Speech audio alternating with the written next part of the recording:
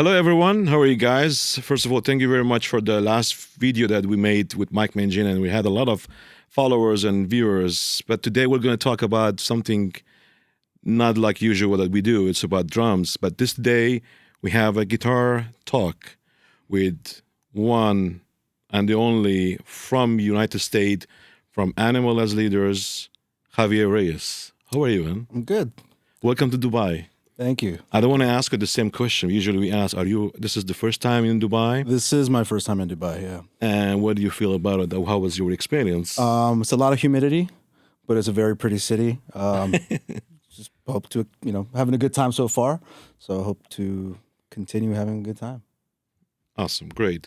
It's obviously it's your first day today or yesterday? You arrived yesterday. I arrived yesterday, yeah. So we're gonna have today. We're gonna go around, look around, and experience tomorrow the clinic, and we'll see more about Dubai and enjoy the time. So we'll talk about more like the technical questions that I have in terms of how you guys compose the music, how you put all the ideas on the table, three of you guys in the band. So the question is like, when you jam or you write your music, you put the guidance first, the line, is it the measure, like 7/8 or 6/8, or you came up with the idea of the music riff? How it is? It's a little bit of both. Obviously we do a lot of odd meter stuff and complicated technique stuff, but it usually stems from a guitar idea or a drum idea. Usually when it stems from a drum idea, he's very, he's a mad scientist with it. So usually he's one to be like, yeah, I'm going to do something in 27/16, some weird measurement. With guitar, there's a combination of, yes, thinking technically as far as what time signature we're in, but more so, I think both Tosin and I tend to use our ear still quite a bit. We still want to have guitar parts that are memorable or that you can even hum at times. So I find that if you stick too much to being, stuck to the time signature or trying to fit something in, it tends to sound a little bit contrived or kind of square. So at least for myself, I like to be very lyrical. So I use my ear quite a bit. I'll start off with something time signature, but then really quickly I like to, depart from that and create some type of lyrical component to a riff or something. But this is like on the spot while you're jamming, or it's happened before you guys meet? So you put the ideas. Generally before. It's rare for us to jam and come up with songs together. Considering we have, with thumping or tapping or some new technique or crazy time signature, it's going to be really hard to just jam that out and without having to just do that over and over and over again. A lot of the times, the guitar parts tend to be written beforehand, and even some of the drum ideas. Matt often has full, almost full songs of drum ideas, which we then can start picking and choosing what we want.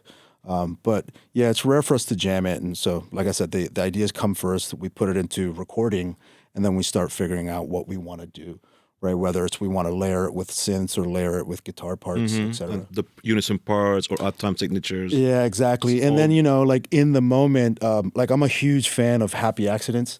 So in the writing process, one person is kind of leading the three of us as far as what we want, but myself or Tosin or Matt included will have little random ideas that just pop up and say, hey, what if we do this random thing, and then we try it. So we like that in the moment. Kinds of crazy stuff, do it like that. Yeah, we're like, what if we just go real ham and just try this crazy idea and Nice.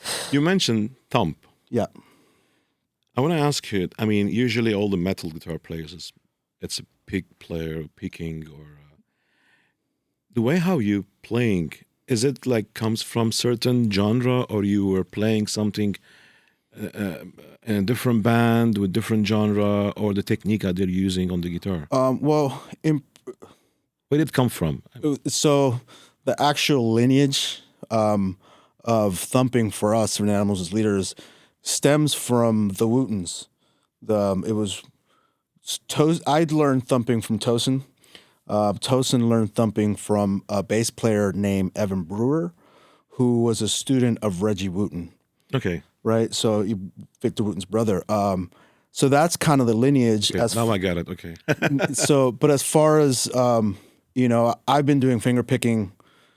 I started playing like classical Latin American folkloric music, tangos, bossa novas, Afro-Cuban stuff. And it was all finger picking.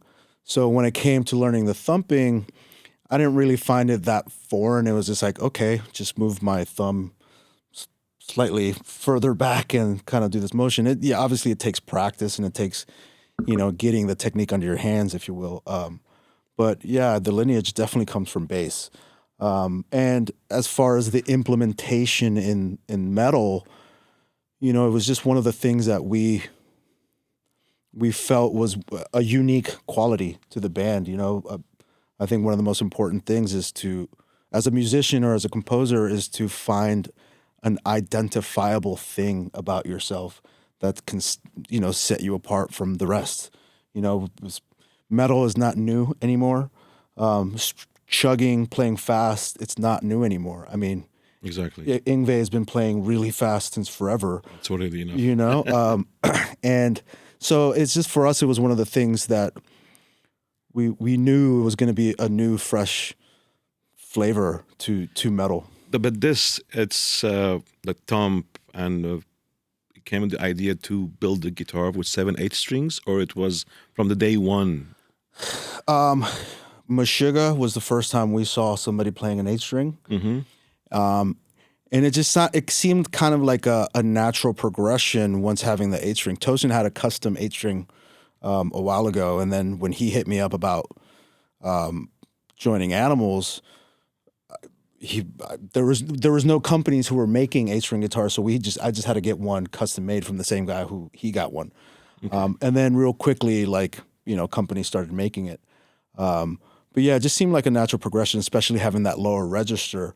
When the 6-string portion of the guitar, we just treated it exactly the same way, and now we just had this extra register to add all this new flavor to, and it sounded gnarly. We were just like, whoa, this sounds crazy.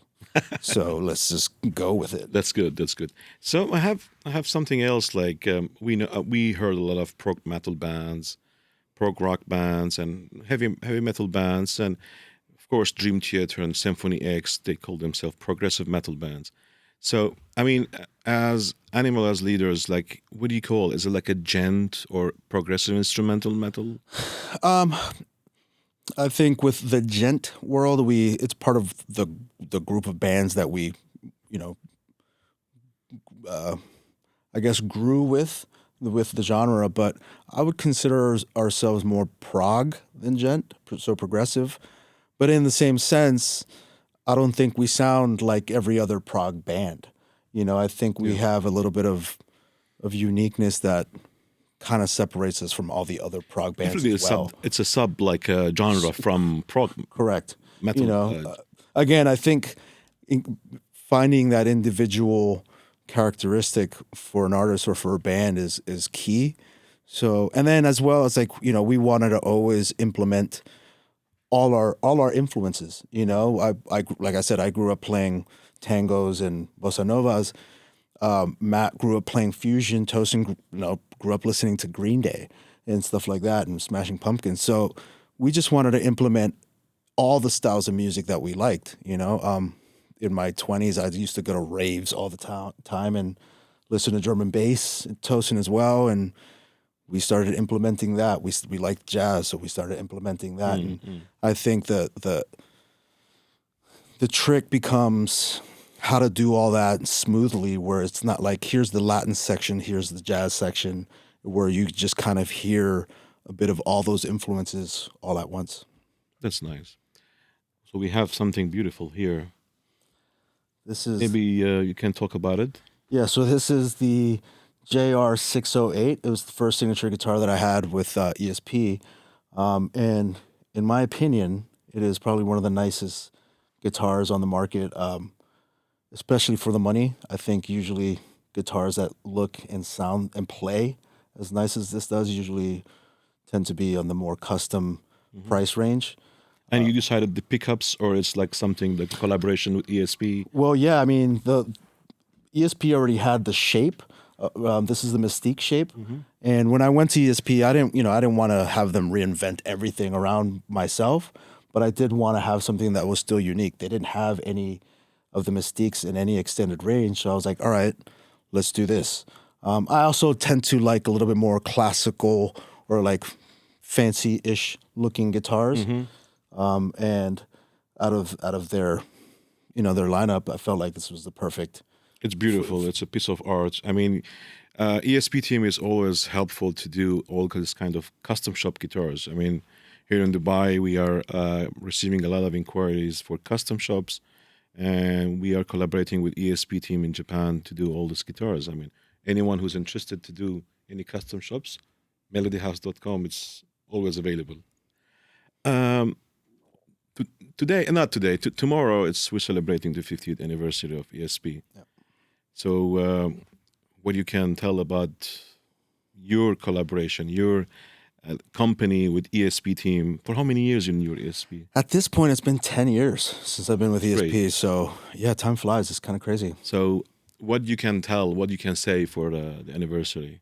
I mean, I think ESP is, is one of the companies that has really refined their process of making guitars. When I was choosing what companies to go with, I needed to find a company that the guitar was extremely reliable. As we do international touring, and especially when I first went over to ESP, I didn't have a guitar tech. So I needed something that I could fly with and not have to worry about whether the neck moved or whether I have to do any adjustments. It was just like take it out of the case and play. And something that I've learned even when designing some of this stuff, I think ESP is one of the companies that really figured out what works and what doesn't work. As far as the choice in woods, and then the hardware, etc., all the electronics. So I think it's a workhorse. It is. I mean, it's always good. It's always good. Yeah. So good. So tomorrow is the clinic. What's your expectations? I was expecting like 40 people, but apparently there's going to be a lot more people. But I don't. I'm expecting people to have questions. I think that would be the coolest part. I kind of treat it like a kind of an informal performance, if you will, where I get to joke around with people. Maybe this is going to be an opportunity for animals leaders to come, or you guys to perform in Dubai. Hopefully. This will going to be an actor for the promoters here. we would not say no. We would love to come here. Cool. Javier, thank you very much. Thank you very much for the ESP team. All of them are here supporting the event, doing all the support from their side as well. Thank you for being in Dubai and doing this clinic. Thank you. And thank you, everyone. We'll see you tomorrow.